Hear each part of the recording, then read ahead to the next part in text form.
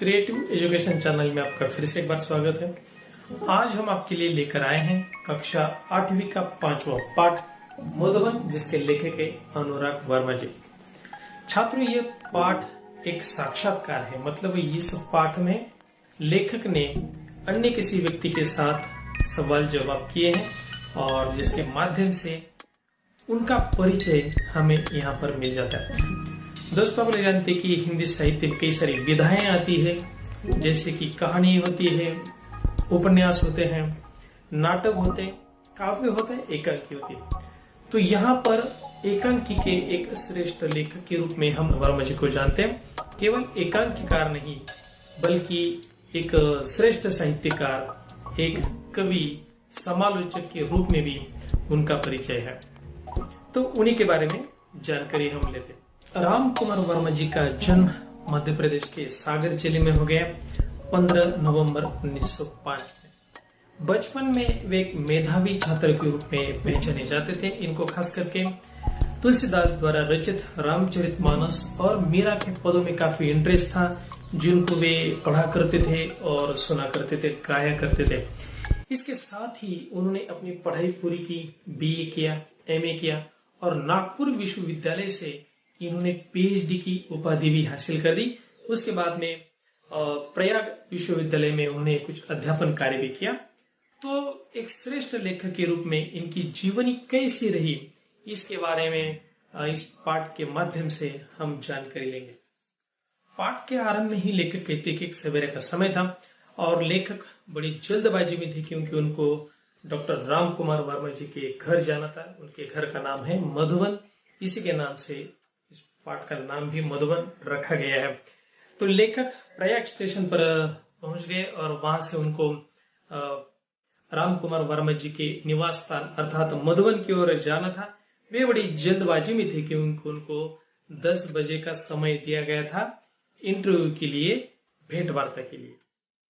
वैसे तो लेखक का डॉक्टर साहब से मिलने का यह पहला प्रसंग नहीं था, क्योंकि इसके पहले कई सारी संगोष्ठियों में, सम्मेलनों में, कुछ कार्यक्रमों में उन्होंने राम कुमार वर्मा जी को देखा था, लेकिन उनके साथ समक्ष बात करने का प्रसंग उनको नहीं मिला। तो आज पहली बार वे उनके घर जा रहे थे और आमने सामने बैठकर उनसे बात करने वाले थे। इसलिए उनके मन में कई सारे सवाल थे, जैसे कि डॉक्टर साहब कैसे होंगे, उनका आचरण कैसा होगा और साहित्य के बारे में उनके विचार कैसे होंगे, हमारी वार्तालाप कैसे होगी, किस प्रकार के प्रश्न मैं उनसे पूछूं।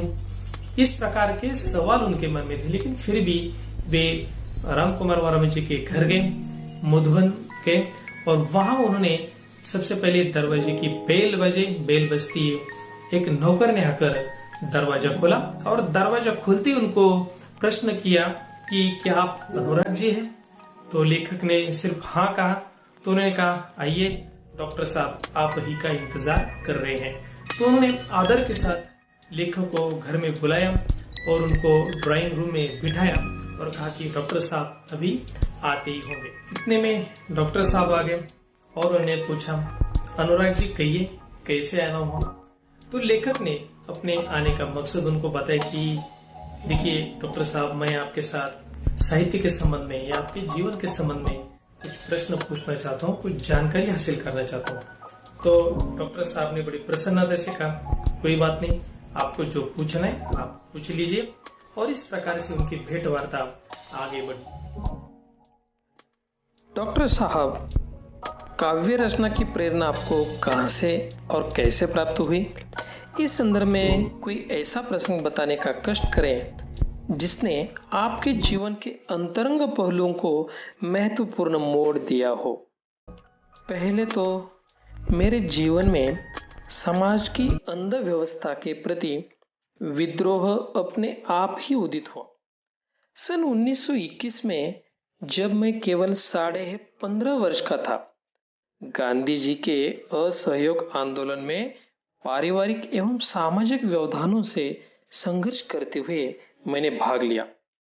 उस समय स्कूल छोड़ने की बात तो सोची भी नहीं जा सकती थी, मगर मध्य प्रदेश के अंतर्गत नरसिंहपुर में मौलाना शौकत अली साहब आए और बोले, गांधी जी ने कहा है कि अंग्रेजी की तालीम गुलाम बनाने का एक नुस्खा है। तत्पश्चात आवाज तेज करते हुए कहने लगे, है कोई माई का लाल जो कह दे कि मैं कल से स्कूल नहीं जाऊंगा। मैंने अपनी माँ के आगे बड़ी ही श्रद्धा से स्कूल न जाने की घोषणा कर दी। सभी लोग सकते में आ गए। बात भी अजीब थी कि उन दिनों एक डिप्टी कलेक्टर का लड़का विद्रोह कर जाए। लोगों ने बहुत समझाया, पिताजी की नौकरी की बात कही, परंतु मैं घर से निकल पड़ा क्योंकि गांधी जी का आदेश मानना था। इस प्रकार सर्वप्रथम मैंने सत्य एवं देश के लिए विद्रोह किया। तब तक मैं 16 वर्ष का हो चुका था और राष्ट्रीय ध्वज लेकर नगर में प्रभात फेरी भी किया करता था। यह बात सन 1921 की है और इसी समय मैंने देश प्रेम पर एक कविता लिखी थी। यही मेरी कविता का मंगलाचरण था। लेखक अनुराग वर्मा जी ने जब डॉक्टर राम कुमार वर्मा से प्रश्न किया कि डॉक्टर साहब कुछ ऐसा प्रसंग आपके जीवन में है, आपके जीवन से संबंधित है, जिससे आपको महत्वपूर्ण प्रेरणा मिली है और जिसके कारण से आप जीवन में आगे बढ़ सके। तो देखिए कि मनुष्य के जीवन में ऐसे कई सारे प्रसंग होते हैं जो हमारे आगे की जिंदगी पर काफी प्रभाव डालते हैं। तो डॉक्टर राम कुमार वर्मा जी के जीवन में भी ऐसे कुछ प्रसंग घटित हो गए थे जिसके कारण उनको जीवन में आगे बढ़ने की काफी प्रेरणा मिली या वे कवि बने, लेखक बने। तो ऐसी प्रेरणा छोटी होती है, जैसे कहा जाता है कि किसी वृक्ष का बीज बहुत छोटा होता है लेकिन आगे चल के वे एक विशाल वृक्ष का रूप धारण करते। कोई सोच नहीं सकता। आप देखिए बरगद का पेड़, आप देखिए आम का पेड़ देखिए, उनके बीज काफी छोटे होते हैं और हम विचार नहीं कर सकते कि इसने छोटे से बीज में इतना महाकाय और विशाल वृक्ष समय होता है। उसी प्रकार से मनुष्य के विचार में कोई ऐसा बीज पड़ जाता है जो आगे जाके बड़ा रूप धारण कर लेता है। और इसीलिए कहा जाता है कि बचपन में बच्चों के ऊपर अच्छे संस्कार होने चाहिए। तो संस्कार क्या है? वो वही है कि जो हमारे जीवन को सदैव प्रेरणा दे। अगर आपके मस्तिष्क में, आपके दिमाग में गलत विचारों के बीज बोए गए अभी से, तो याद रखिए आपके जीवन जो है वो कभी संवर नहीं सकता। और इसीलिए बचपन में योग्य संगति में रहना, सही ज्ञान लेना, अच्छी पुस्तकों का वाचन करना बहुत आवश्यक है। क्योंकि कई बार ऐसा होता है कि जैसे घर के बड़े बुजुर्ग आपको हमेशा कहते हैं कि टीवी में ये प्रोग्राम मत देखो, मोबाइल फोन का ज्यादा इस्तेमाल मत करो, हो सके तो पुस्तकें पढ़ो। आपके शिक्षक भी कई बार आपको यह बात समझाते हैं कि आपको क्या करना है, क्या नहीं करना। कई बार यह चीजें हमें पसंद नहीं आती। हमारे साथ भी ऐसे ही होता था, क्योंकि बचपन में ज्यादा खेलने का मन होता है या ऐसी कई सारी चीजें, जैसे कि मूवीज का हमें अट्रैक्शन होता है, टीवी ज्यादा देखने की ओर हमारा मन आकर्षित करता है। आजकल मोबाइल फोन के कारण कई सारी चीजें आसानी से मिल जाती है, तो उसके ऊपर भी हम अपना समय ज्यादा बिताते हैं। लेकिन ध्यान रखिए कि हर चीज हमारे दिमाग पर प्रभाव डालती है। तो जो आप देखते हैं, जो सुनते हैं, पढ़ते हैं, उसका प्रभाव हमारे मस्तिष्क पर भी पड़ता है। और इसीलिए सही प्रेरणा पाने के लिए अच्छी चीजों को देखना, सुनना या पढ़ना जरूरी है। तो लेखक डॉक्टर राम कुमार वर्मा जी के बारे में जो जानकारी उन्होंने हासिल की वो हमारे सामने वो प्रस्तुत करते हैं। या डॉक्टर साहब ने कहा था कि सबसे पहले वे अंधविश्वास के प्रति उनके मन में पहले से ही विद्रोह था। तो अंधविश्वास ऐसी चीज है कि जो हमें जीवन में आगे बढ़ने से रोकती है, हमारी उन्नति नहीं होने देती। और विश्वास वह चीज है जो हमें मरने नहीं देती, मतलब वो हमेशा हमें आगे जाने की प्रेरणा देती है। तो इस अंधविश्वास से बचना हमारे लिए आवश्यक है। डॉक्टर राम कुमार वर्मा जी ने यही किया अपने बचपन से। वो कहते हैं कि 1921 में जब वे केवल 15.5 वर्ष के थे, तब उनका संबंध महात्मा गांधी जी की असहकार आंदोलन से आ गया।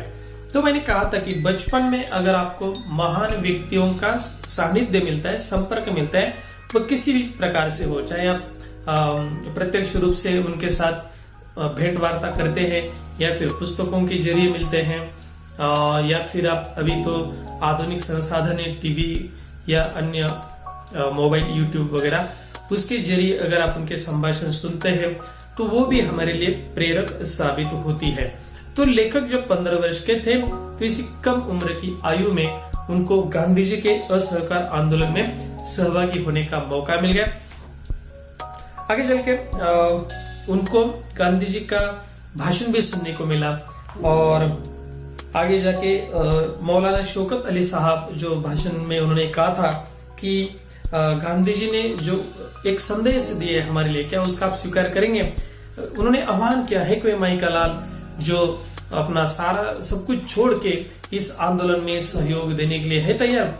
तो लेखक ने फौरन हाँ भरी थी और लेखक ने अपने स्कूल जो था उसको त्यागने का भी निश्चय किया था।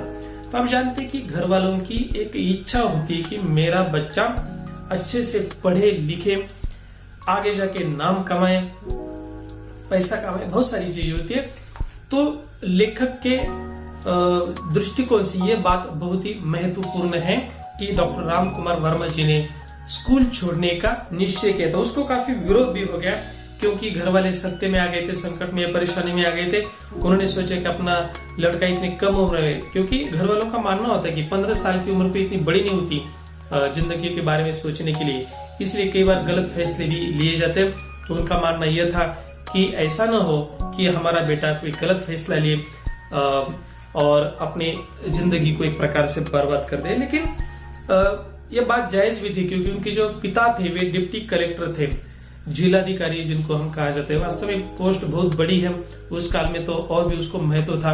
मतलब वे खुद अंग्रेज सरकार के एक कर्मचारी थे, एक अधिकारी थे और उनका लड़का अंग्रेजों के खिलाफ अगर आंदोलन में सहभाग लेता है तो यह बात बहुत ही मुश्किल में डालने वाली थी उस परिवार को। और इसीलिए ये पूरा परिवार जो था वह सत्ते में आ गया था। तो डॉक्टर राम कुमार वर्मा जी को काफी समझाया गया, उनके दोस्तों ने समझाया, उनके पिताजी ने समझाया, घर वालों ने समझाया, लेकिन उन्होंने किसी की नहीं मानी और उन्होंने कहा कि नहीं, मैं इस आंदोलन में सहभाग अवश्य ले लूंगा।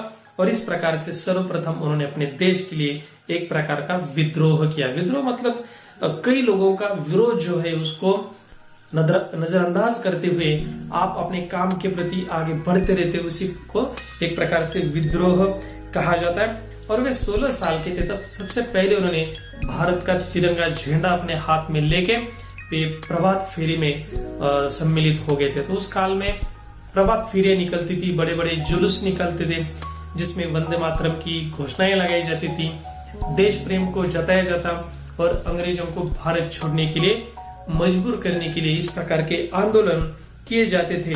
तो 1921 मतलब ये बहुत पुरानी बात है, आजादी के पहले की, उस समय डॉक्टर राम कुमार वर्मा जी के मन में देश प्रेम कूट कूट के भरा हुआ था। और वे कहते हैं कि उसी देश प्रेम के कारण ये जो मन में देश प्रेम फूट रहा था, उसी से उनको कविता लिखने की प्रेरणा मिली और पहली कविता उन्होंने उस समय लिखी। तो इस प्रकार से डॉक्टर राम कुमार वर्मा जी के कविता लेखन का आरंभ हो गया देश प्रेम के कारण। यह बात हमारे लिए प्रेरक है। आप मध्य प्रदेश से उत्तर प्रदेश कैसे आए? हिंदी प्रेम ने मुझे मध्य प्रदेश से उत्तर प्रदेश आने को प्रेरित किया क्योंकि उन दिनों नागपुर विश्वविद्यालय में हिंदी नहीं थी। सन 1925 में मैंने इंटर की परीक्षा उत्तीर्ण की। तत्पश्चात उच्च शिक्षा हेतु प्रयाग विश्वविद्यालय में प्रवेश ले लिया। मैंने इसी विश्वविद्यालय से MA की परीक्षा प्रथम श्रेणी में उत्तीर्ण की। लेखक ने जब प्रश्न किया कि उन्होंने राज्य क्यों बदला, क्योंकि वे मध्य प्रदेश से उत्तर प्रदेश कैसे आ गए, तो इसका उत्तर डॉक्टर साहब ने यह दिया कि पहले तो वे नागपुर विश्वविद्यालय में अध्ययन कर रहे थे, लेकिन वहां पर हिंदी की सुविधा नहीं थी, इसीलिए प्रयाग विश्वविद्यालय में उन्होंने प्रवेश लिया और वहां से उन्होंने अपनी पढ़ाई पूरी की। MA उन्होंने प्रथम श्रेणी में पूरा किया और इसीलिए उन्होंने यह राज्य बदला। तो कई बार ऐसा होता है कि पढ़ाई के लिए मनुष्य को एक जगह से दूसरी जगह पर जाना पड़ता है, जो डॉक्टर साहब ने किया। और जब यह प्रश्न उनको पूछा गया तो वे अपनी बीते जिंदगी में एक प्रकार से चले गए, क्योंकि जब आदमी बड़ा हो जाता है, बुजुर्ग हो जाता है, उस समय अगर उनको स्कूली जीवन के बारे में अगर प्रश्न पूछा जाए या वो यादें ताजा हो जाती है, तो डॉक्टर साहब की वो यादें ताजा हो गई। फिर सोचने लगे उसके बारे में कि बचपन के बारे में, हाँ इस प्रकार से स्कूल जाता था इस कारण से मैंने इस विश्वविद्यालय में प्रवेश लिया। तो अतीत में एक प्रकार से खो गए थे, जिसको लेखक ने नोटिस किया था। और फिर आगे का प्रश्न उन्होंने डॉक्टर साहब से पूछ लिया।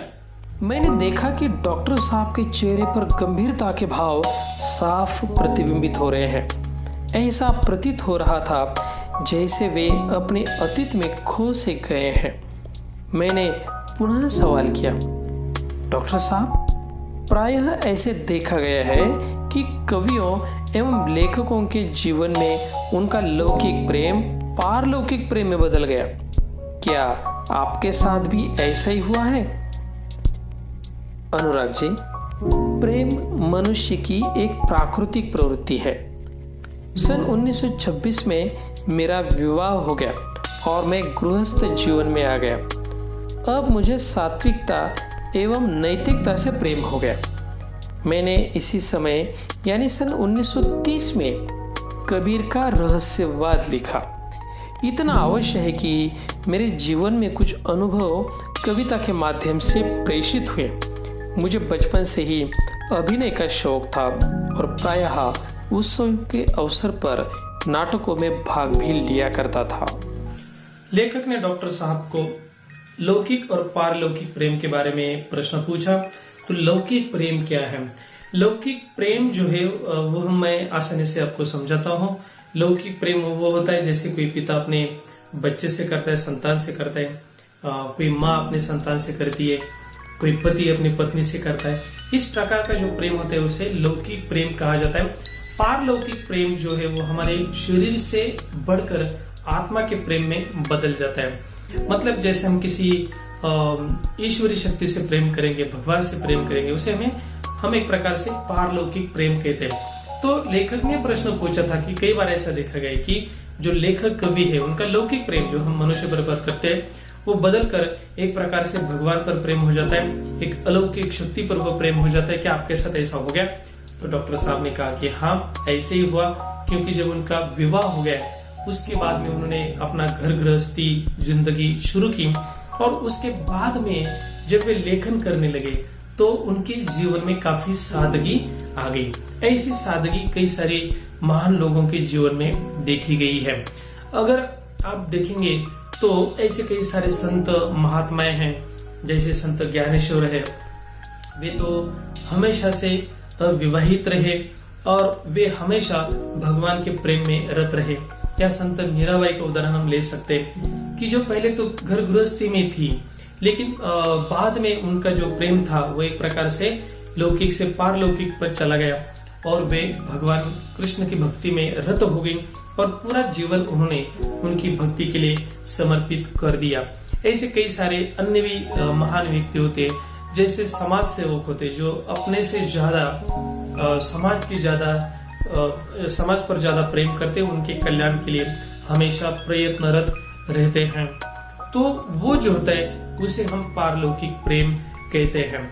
जैसे कोई वैज्ञानिक भी हो, अगर वो अपने भले के लिए कुछ काम न करके अगर वो इस विश्व के कल्याण के लिए, मानवता के कल्याण के लिए प्रयत्नशील है, तो उनको भी हम कह सकते हैं कि उनका प्रेम एक प्रकार से भौतिक न होकर, लौकिक न होकर एक पारलौकिक प्रेम है। मैंने बात आगे बढ़ाई और पूछा, डॉक्टर साहब, देश की राजनीतिक स्थिति के बारे में आपकी क्या राय है? मैं राजनीति से हमेशा दूर रहा क्योंकि आज की राजनीति में स्थिरता का अभाव है। यद्यपि मैं नेहरू जी, शास्त्री जी, इंदिरा जी एवं मोरारजी भाई से मिल चुका हूं और उनसे मेरा परिचय भी है, परंतु मैंने राजनीति से अपने आप को सदा दूर रखा। मुझे राजनीति में कोई रुचि नहीं है। मैं साहित्यकार हूं और साहित्य चिंतन में विश्वास रखता हूं। डॉक्टर रामकुमार वर्मा जी से जब राजकीय स्थिति के बारे में पूछा गया कि क्या आपको राजकारण के संबंध में ज्यादा रुचि है, तो डॉक्टर रामकुमार वर्मा जी ने इनकार किया था कि राजनीति से मुझे कोई लगाव नहीं, कोई रुचि नहीं। राजनीति वास्तव में अलग एक विषय होता है। वास्तव में कई राजकीय नेताओं से मिले थे, जैसे पंडित नेहरू जी से मिले थे, इंदिरा गांधी जी से मिले थे, मोरारजी भाई देसाई से मिले थे, या ऐसे कई सारे राजकीय नेताओं के साथ उनके संबंध थे।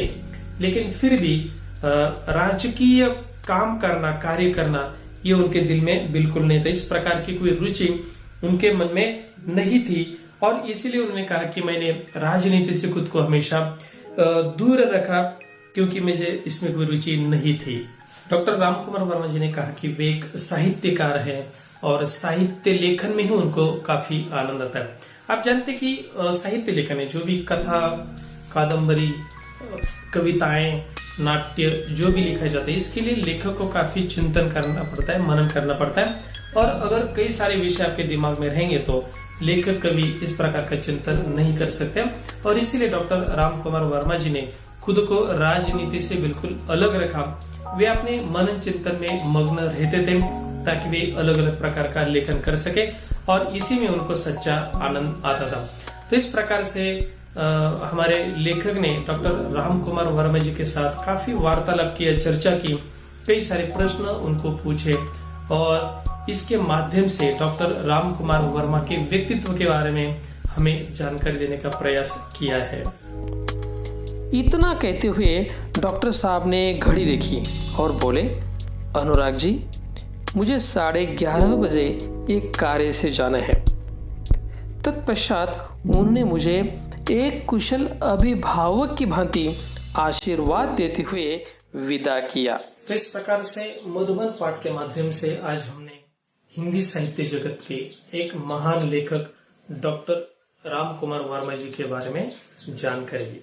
इसके पाठ के माध्यम से डॉक्टर साहब की जीवन के बारे में, उनके साहित्य के बारे में और उनके समाज के प्रति जो विचार है उनके बारे में जानकारी हमें प्राप्त हुई है। आइए देखते हैं इस पाठ से हमें कौन से नए शब्द सीखने को मिले हैं। संगोष्ठी, जिसका अर्थ है किसी विषय पर विशेषज्ञों का चर्चा सत्र, तालीम, शिक्षा या उपदेश। मुहावरे, ज्वार उठना, जिसका अर्थ है विचारों की हलचल। जैसे किसी मनुष्य के जीवन में तनावपूर्ण प्रसंग आ जाता है तो उसके मन में विचारों का ज्वार उठ जाता है, विचारों की हलचल हो जाती है। सकते में आना अर्थात घबराना या अति भयभीत होना। जैसे लेखक के विद्यालय छोड़ने के समाचार से उनके घर वाले सकते में आ गए थे। तो दोस्तों, इन शब्दों को अपनी कॉपी में लिखना और ठीक से याद भी करना। आइए देखते हैं पाठ का स्वाध्याय। प्रश्न, सूचना के अनुसार कृतियां करो। 1. संजाल पूर्ण करो। रामकुमार जी के जीवन की घटनाएं। 1. गांधी जी के असहयोग आंदोलन में भाग। 2. विवाह 1926। 3. इंटर की परीक्षा उत्तीर्ण 1925। 4. कबीर का रहस्यवाद, इस ग्रंथ का लेखन 1930। प्रश्न 2, कारण लिखो। डॉक्टर साहब का राजनीति से दूर रहने का कारण। उत्तर, राजनीति में स्थिरता का अभाव है। राजनीति में डॉक्टर साहब को कोई रुचि नहीं है। वे साहित्यकार हैं और साहित्य चिंतन में ज्यादा विश्वास रखते हैं। 3. कृति करो। पाठ में प्रयुक्त भूतपूर्व प्रधानमंत्रियों के नाम लिखो। उत्तर, पंडित जवाहरलाल नेहरू, लाल बहादुर शास्त्री, इंदिरा गांधी, मोरारजी भाई देसाई। 4. कृति पूर्ण करो। गृहस्थ जीवन में इनसे प्रेम हुआ। उत्तर, 1. सात्विकता, 2. नैतिकता। भाषा बिंदु, निम्नलिखित शब्दों से कृदंत या तद्धित शब्द बनाओ। सबसे पहले जान लेते हैं कि कृदंत शब्द किसे कहते हैं। परिभाषा देखिए, क्रिया शब्द में प्रत्यय लगाकर जो शब्द बनता है उसे कृदंत कहते हैं। मैं और आसानी से आपको समझाता हूं। जैसे मिलना, यह एक क्रिया है, उससे शब्द बनेगा मिलन, वो शब्द कृदंत कहलाएगा। उसी प्रकार से ठहराना क्रिया है, उससे शब्द बनेगा ठहराओ, जो कृदंत कहलाएगा। देना क्रिया से दाता, यह कृदंत शब्द बनेगा।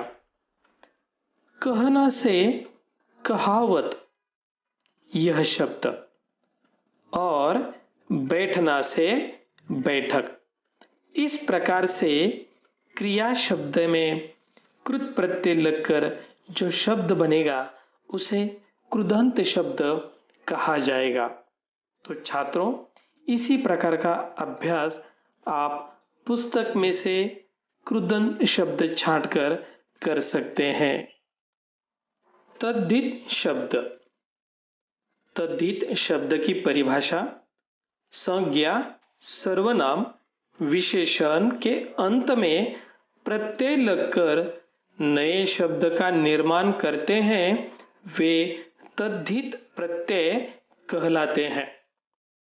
तद्धित प्रत्यय से बने शब्दों को तद्धितांत शब्द कहते हैं। उदाहरण देखकर हम इसे और आसानी से समझ सकते हैं। शब्द है इंसान, यह एक संज्ञा शब्द है। संज्ञा शब्द के अंत में प्रत्यय लगकर तद्धित शब्द बनता है। तो इंसान शब्द में ईयत प्रत्यय लगकर इंसानियत, यह शब्द बना, जो कि तद्धित शब्द कहलाएगा। उसी प्रकार से शौक, यह एक विशेषण शब्द है। इसके अंत में इन प्रत्यय लगने से शौकीन, यह शब्द बना, जो तद्धित शब्द कहलाएगा। उसी प्रकार से भाव शब्द में प्रत्यय लगकर भावुक, यह शब्द बन गया। घर शब्द संज्ञा है, इसे प्रत्यय लगाकर घरेलू, यह तद्धित शब्द बनेगा। धन शब्द के अंत में इक प्रत्यय लगने से धनिक शब्द बनेगा, जो कि तद्धित कहलाएगा। तो छात्रों, आज यहां पर हमने कृदंत और तद्धित शब्द किसे कहते हैं, यह परिभाषा की मदद से समझ लिया और इसके कुछ उदाहरण भी हमने देख लिए हैं। अभी आपको आपका स्वयं अध्ययन भी करना है। स्वयं अध्ययन के लिए छात्र पाठ्य पुस्तक की मदद से कृदंत और तद्धित शब्द लिखने का अभ्यास कर सकते हैं। और छात्रों, ध्यान में रखिए कि जब तक हम स्वयं अध्ययन नहीं करते तब तक जो भी हमने पढ़ा है वो याद नहीं रहता, और इसीलिए हमें यह बार बार दोहराना है। उपयोजित लेखन। अपने विद्यालय में आयोजित विज्ञान प्रदर्शनी के उद्घाटन समारोह का प्रमुख मुद्दों सहित वृत्तांत लेखन करो। तो छात्रों, इस प्रकार का प्रश्न परीक्षा में आपको पूछा जाता है उपयोजित लेखन के रूप में, जैसे निबंध लेखन, पत्र लेखन, कहानी लेखन या वृत्तांत लेखन। तो यहाँ पर इस पाठ के जरिए आपको वृत्तांत लेखन के लिए एक प्रश्न दिया गया है। तो इसका विषय है कि अपने विद्यालय में आयोजित विज्ञान प्रदर्शनी के उद्घाटन समारोह का वृत्तांत लेखन करना। तो वृत्तांत लेखन करते समय कुछ मुद्दों को आप ध्यान में लें और इसका वृत्तांत लिखें। वृत्तांत लेखन के लिए स्थल मतलब जहां पर यह समारोह हो रहा है, आपके विद्यालय का नाम, शहर का नाम इसमें आएगा। इसके पश्चात काल अर्थात तिथि, जिस तिथि को यह समारोह संपन्न हुआ वह तिथि आप वहां पर लिखेंगे। इसके पश्चात विज्ञान प्रदर्शनी का उद्घाटन समारोह जिस क्रम से हुआ उसी क्रम से आप उसका लेखन करेंगे। इस प्रकार